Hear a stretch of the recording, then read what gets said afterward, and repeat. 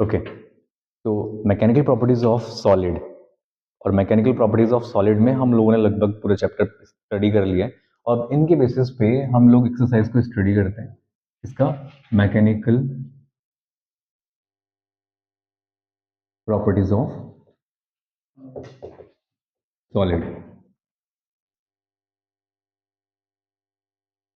Okay, तो 8.1 की अगर हम बात करते हैं, फर्स्ट क्वेश्चन क्या कह रहा है एक्सरसाइज का, एक स्टील और वायर ऑफ लेंथ 4.7 मीटर।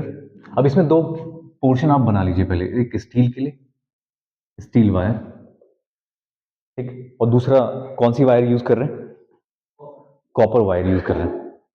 दूसरा आप बना लीजिए इसमें कॉपर वायर।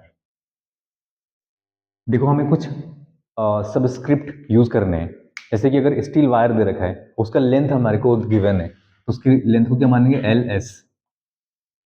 एल तो लेंथ हो गया, एस मतलब स्टील।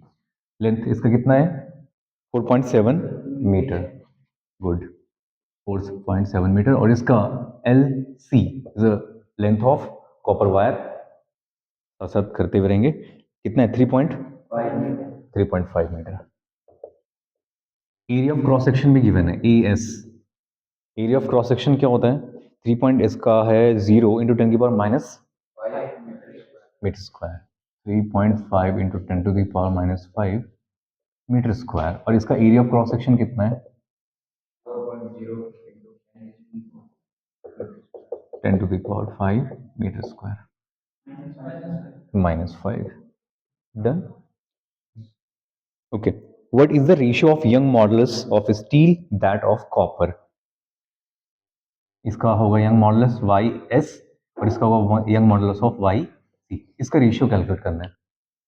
और Young modulus the modulus of elasticity, और मॉडुलस ऑफ इलास्टिसिटी क्या होता है, स्ट्रेस अपॉन स्ट्रेन। तो स्ट्रेस, इसका रेशियो को हम कैसे कर सकते हैं, Y S upon Y C. इसका स्ट्रेस क्या होगा, फोर्स अपॉन एरिया। इन दोनों में कॉमन क्या है कि जो लेंथ में चेंज हो रहा है, समझ पा रहे हो, और एरिया और फोर्स, लोड दोनों पे सेम लग रहा है और जो चेंज हो रहा है इलोंगेशन आ रहा है वो भी सेम है, ठीक है। ये किसके लिए हो गया, ये अपर वाले पार्ट के लिए हो गया। यंग मॉडुलस किसका, force upon A S divide by delta L upon L S, ये स्टील के लिए यंग मॉडुलस के फॉर्मूले से। इसके लिए क्या होगा, F upon A C delta L upon L C. Next, इसको थोड़ा 4 से 4 कैंसिल, डेल्टा एल से डेल्टा एल कैंसिल, आपके पास क्या बचेंगे, L S upon A S multiplication by A C upon L C. इसको देख लियो, क्या कर रहे हैं, आप चाहो तो थोड़ा और इसको इजी बना सकते थे, हम लोगों ने इसको क्या कर दिया इस फॉर्म में कन्वर्ट। अब एल एस रखना है, एल एस कितना है 4.7, ए सी कितना है 4.0 इंटू 10 की पावर समथिंग। और जब इसको सॉल्व करेंगे इसके बाद जो हमारे पास वैल्यूज आएंगी वो कितना हो जाएगा, वो इन दोनों का रेशियो हो जाएगा। ए एस कितना है 3.5 into 10 to the power minus 5 और मल्टीप्लिकेशन बाय 3.5, है ना। अब देखो इससे सॉल्व करना आसान हो गया, 10 की पावर 5 से 10 की पावर 5 कैंसिल, और इनको मल्टीप्लाई करके इसका मल्टीप्लाई करके जो भी आएगा वो क्या होगा, रेशियो। डन। अब कैलकुलेशन पार्ट आप कर सकते हैं। चलिए नेक्स्ट, सेकंड क्वेश्चन में देखिए, 8.9 is show the stress curve of the given material. वो एक ग्राफ को रिप्रेजेंट कर रहा है, आपने बुक में बिल्कुल ध्यान से देखते रहिए। और इसमें ग्राफ कैसा बना हुआ है 8.2, और इसके ये कौन सा कर्व है, स्ट्रेस स्ट्रेन कर्व। इधर स्ट्रेन की कुछ वैल्यूज गिवन है, ठीक, स्ट्रेन स्ट्रेस, स्ट्रेन और स्ट्रेस में एक चीज देखिए, यहाँ पे स्ट्रेस जो है वो 10 टू द पावर 6 न्यूटन पर मीटर स्क्वायर की रेंज का है, जो भी वैल्यूज आएंगी वो किस रेंज का है, 10⁶। और स्ट्रेन, स्ट्रेन का कोई यूनिट नहीं होता है, स्ट्रेन यूनिटलेस होता है, क्योंकि स्ट्रेन क्या होता है, change in configuration divide by original configuration. Very nice. अब इसमें जो ग्राफ आ रहा है उसमें एक ऐसे और फिर हाई पीक पे जाने के बाद ऐसे मुड़ा हुआ है। इसमें आप देख सकते हो कि what are Young models, A part, what are Young models बताइए। इस ग्राफ में एक पॉइंट है 150 और 0.002, 0.002 और 150। आप उनमें देख सकते हैं कि वो बिल्कुल लीनियरली मैच कर रहे हैं।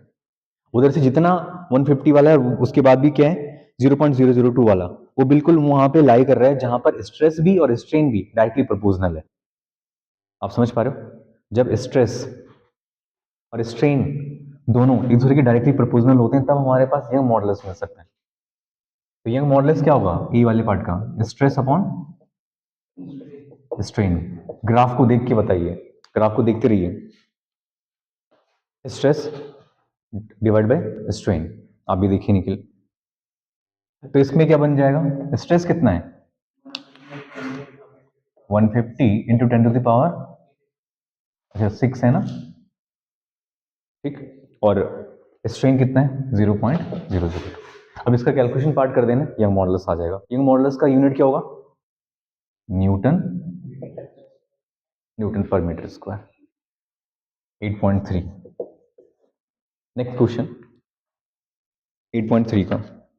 8.3 तो हम लोगों ने ऑलरेडी डिस्कस भी कर लिया क्लास में। बताओ इन दोनों में से, इन दोनों कर्व में, एक कर्व है कुछ ऐसा, एक मटेरियल है ए और एक मटेरियल है बी, इसका कर्व कुछ ऐसा जा रहा है।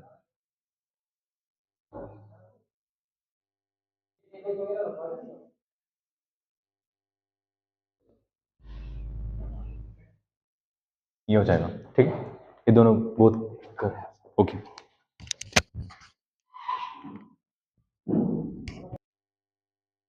तो इन ग्राफ ए और ग्राफ बी, ये भी स्ट्रेस और ये है स्ट्रेन, ये है स्ट्रेस और ये है स्ट्रेन। तो इन दोनों ग्राफ में क्या क्या है, एक ग्राफ की जो डक्टिलिटी है या जो डी पॉइंट मिलता है, फ्रैक्चर पॉइंट, वो बहुत ज्यादा दूर है। तो पहले क्वेश्चन में ये बोले which of the material has the greater Young's modulus. Greater Young modulus कैसे पता चलता है, वेरी नाइस, इलास्टिसिटी ज्यादा हो, जिसका स्ट्रेस स्ट्रेन कर्व बहुत ज्यादा मैक्सिमम रेंज तक जा रहा हो, जो ज्यादा स्ट्रेन हो रहा हो, क्योंकि Young modulus is equal to stress upon strain. तो बेसिकली स्ट्रेस थोड़ा सा देने में भी काफी ज्यादा स्ट्रेन कर रहा हो, तो जिसका स्ट्रेन में क्या होगा, स्ट्रेस अपॉन स्ट्रेन कर्व हमारा मैक्सिमम मिलेगा, तो वो क्या मिल जाएगा हमें, यंग मॉडुलस भी उसका ज्यादा आ जाएगा, उसकी इलास्टिसिटी भी ज्यादा आ जाएगी, काफी ज्यादा खिंचाव है ना उसका। जैसे तुमने क्या करा, किसी चीज को मैक्सिमम लोड अप्लाइड करा और वो क्या करने के बाद क्या हो जाएगा, काफी दूर तक खींच रहा है, खींच रहा है, खींच रहा है, मैक्सिमम टूट नहीं रहा है, ब्रेक नहीं हो रहा है, तो ए वाला क्या हो जाएगा, A is greater than B, A part. B part में क्या करना है, find what is the stronger, two is the stronger material, और स्ट्रॉन्गर भी कौन है, A is greater than B, दोनों में, क्योंकि ये तो यहाँ पर जाने के बाद ही ब्रेक हो जा रहा है, थोड़ा सा हल्का सा स्ट्रेस देने पे ये ब्रेक हो जा रहा है, और ये क्या है मैक्सिमम रेंज तक जा रहा है। तो कर्व के बेसिस पे हम किसी चीज की डक्टिलिटी मेलेबिलिटी को भी डिसाइड कर सकते हैं। आप समझ पा रहे हो, तो इसका इलास्टिक नेचर ज्यादा है, इसका इलास्टिक नेचर कम है, इसके अंदर इलास्टिसिटी ज्यादा है, इसकी इलास्टिसिटी कम है, ये काफी ज्यादा स्ट्रॉन्गर है और ये कम स्ट्रॉन्गर है, ठीक। Next question number 8.4। 8.4 क्या है, two wires of diameter, young modulus of rubber is greater than the steel, yes or no, false। क्या कभी रबड़ का जो इलास्टिसिटी है वो ज्यादा हो सकता है स्टील से, नेवर। और B, second question is stretching of coil is determined, done, okay. और next B, stretching of coil is determined by its shear modulus. क्या किसी भी स्ट्रेचिंग, जब हम किसी चीज में शेप को चेंज करते हैं, तो शेप चेंज कैसे होता है? Change of configuration. तो चेंज ऑफ कॉन्फ़िगरेशन में क्या शेयर मॉडुलस यूज होता है? किनारों पे। हाँ, शेप को बदलता है ना वो। अगर कोई शेप ऐसी और उस आपने उसके कॉर्नर को ऐसे मोड़ दिया, खींच दिया, तो उसके शेप में चेंजेस आ जाते हैं। यस, तो ये क्या है? ट्रू है, क्योंकि shear modulus is equal to क्या? फोर्स अपॉन एरिया और मल्टीप्लिकेशन बाय कौन सा? थीटा। थीटा क्या होता है इसमें? Shearing strain, where theta is shearing strain. याद है ना? तो ये शेयरिंग स्ट्रेन आ गया। Next question 8 number 8.5। 8.5 क्या आपका? Two wire of diameter 0.25 centimetre.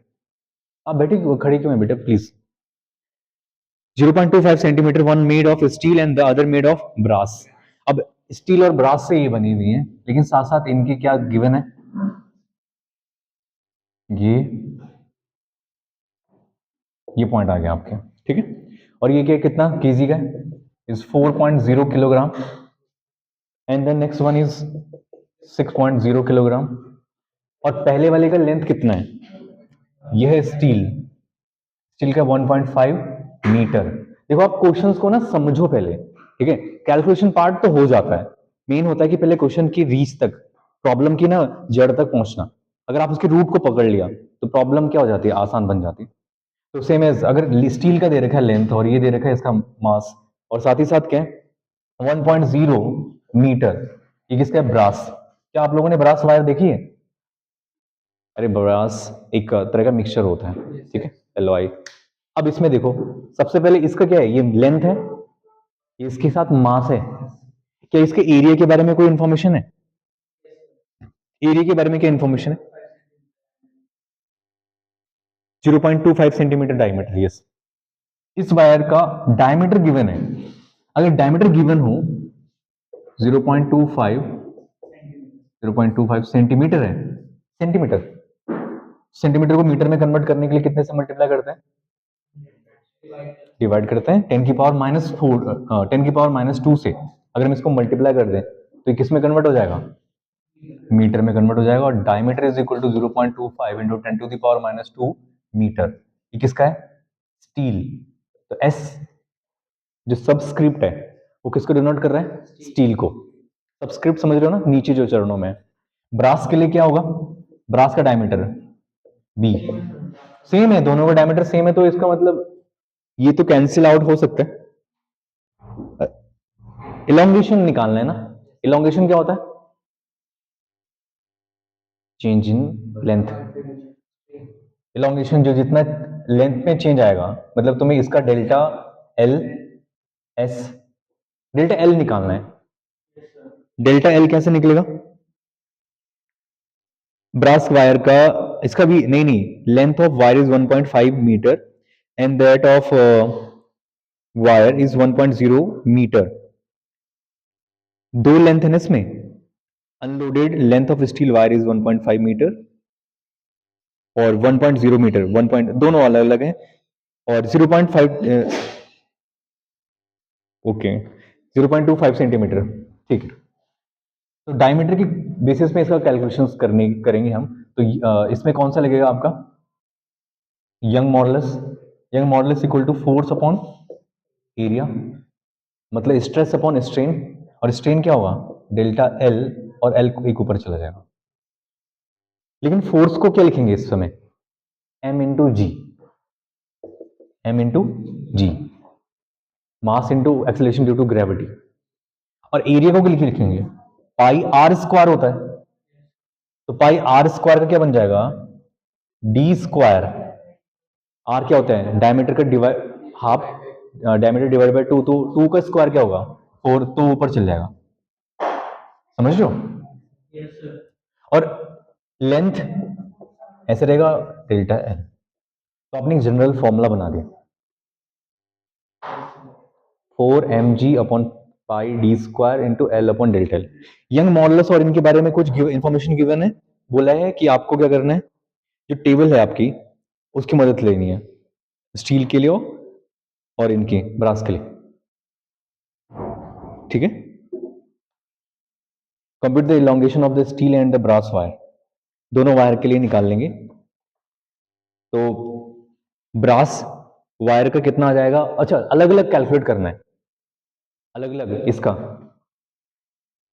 Delta L S और इसका डेल्टा एल बी। तो इसको इन फॉर्मूले को डेल्टा एल के टर्म्स में लिख सकते हैं। Delta L elongation is equal to 4 M G upon pi D square into L upon Young modulus. दोनों के लिए तुमने अलग अलग फॉर्मूले डिजाइन कर लिए। अब यंग मॉडुलस किसका लगेगा, जब तुम डेल्टा एल एस निकालोगे तो फॉर स्टील के लिए बताओ, फॉर स्टील के लिए क्या होगा, delta L S is equal to 4m multiplication by 4, G की वैल्यू 9.8, पाई की वैल्यू 3.14 और डायमीटर कितना है इसका 0.25 इंटू 10 की पावर -2 स्क्वायर और लेंथ कितना है 1.5। यंग मॉडुलस स्टील का टेबल से देख लो, 200 इंटू 10 टू दी पावर 9 मतलब 10 की पावर 11। ये किसका निकल जाएगा, स्टील के लिए डेल्टा एल एस। ऐसे किसके लिए निकालना है, ब्रास के लिए। समझ पा रहे हो, पर हमें इस बार फोर्स को और एरिया को चेंज करना है 8.5 वाले क्वेश्चन में। सेम एज इसका स्टील के लिए निकाल लेंगे एलोंगेशन, ऐसे ही ब्रास के लिए आ जाएगा। स्टील और ब्रास का एलोंगेशन लगभग 1.49 इंटू 10 की पावर -4 मीटर आ रहा है इसका।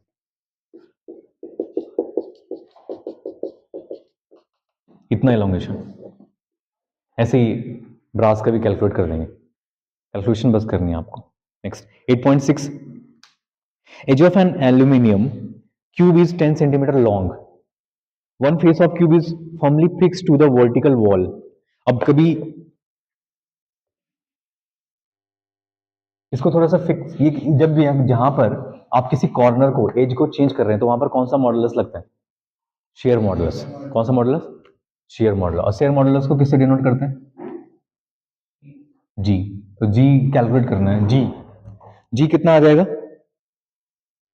जी इज इक्वल टू एल्यूमिनियम के लिए 100 kilogram is then attach to the opposite face of the cube, the shear modulus of aluminium is 25 GPa. GPa मतलब क्या है, गीगा पास्कल, ठीक है, जीपीए इज। और what is the vertical deflection of this face, vertical deflection का मतलब क्या हुआ, delta L, that is called a vertical deflection.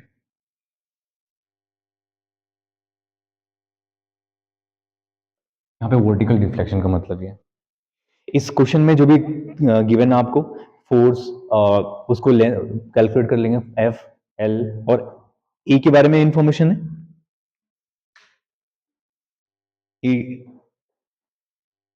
Modulus दे रखा है, shear modulus is 25 GP. Giga कितना होता है 10 to the power 9 pascal, giga. Mega होता है 10 की पावर 6 और गीगा कितना होता है 10 की पावर 9 अप्रोक्सीमेट। एक बार चेक कर लेना आप लोग ना, गीगा या 8, अप्रोक्सीमेट 8 गीगा, जीबी जब पढ़ते हो। अब इसका फॉर्मूला क्या लगेगा, जी इज इक्वल टू, ये कौन सा मॉडुलस है, शेयर मॉडुलस। तो shear modulus is equal to G is equal to force upon area into theta. Theta के बारे में कोई इंफॉर्मेशन, थीटा के बारे में इंफॉर्मेशन क्यों नहीं है, वर्टिकल डिफ्लेक्शन। थीटा को क्या लिख रहे हैं, delta L upon H. Force कितना है एम जी, 100 के जी मतलब एम इंटू जी। एरिया कितना है, एरिया 100 के जी क्या है, 100 के जी मास है, तो एम इंटू जी लगा लेंगे उसके लिए। और लेंथ इसका 1 पॉइंट, वो 10 सेंटीमीटर लॉन्ग है। अच्छा क्यूब है, तो क्यूब का अगर हम किसी वॉल के बारे में बात करें तो उसका एरिया क्या होता है, ए स्क्वायर ना, तो एरिया में क्या आ जाएगा, साइड स्क्वायर, और थीटा को क्या लिखेंगे, delta L upon L H, H मतलब यहाँ पे जो लेंथ है वो कितना है, हाइट कितना है उसका, कितना है 10 सेंटीमीटर। अच्छा 10 सेंटीमीटर लॉन्ग तो वो है edge of an aluminium cube, तो 10 सेंटीमीटर उसका है, तो 10 सेंटीमीटर का स्क्वायर कितना हो जाएगा, एच, एच कितना है,